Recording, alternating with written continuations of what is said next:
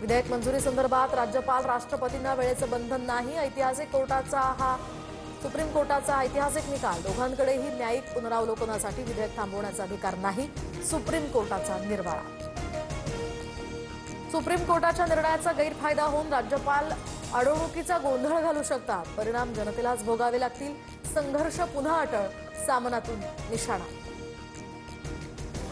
एकनाथ शिंदे आणि गणेश नाईक आज एकत्र येणार। नवी मुंबईतल्या शिवपुतळ्याचं आज अनावरण। काही दिवसांपूर्वी विनापरवानगी अमित ठाकरेंनी या पुतळ्याचं अनावरण केल्यामुळे वाद झाला होता। शिवरायांच्या पुतळ्याच्या अनावरणासाठी सरकारला आता जाग आली। 4 महिने प्रलंबित स्मारकाचं अमित ठाकरेंमुळे 4 दिवसात लोकार्पण। मनसे नेते गजानन काळेंची टीका।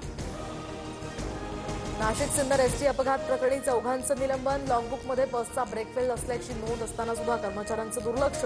एसटी थेट स्थानकाच्या फलाटावर जात अपघात झाल्यामुळे एका मुलाचा मृत्यू। लाडकी बहीण योजनेचा फायदा घेतलेल्या शासकीय कर्मचाऱ्यांवर आता शिस्तभंगाची कारवाई होणार।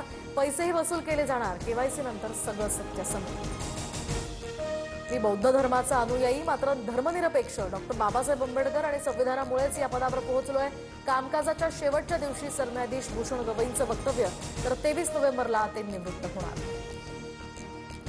अनिल देशमुखांच्या कथित मनी लॉन्ड्रिंग प्रकरणामध्ये आपल्या विरुद्धची कारवाई रद्द करावी। आरोपी सचिन वाझेची मुंबई सत्र न्यायालयात याचिका।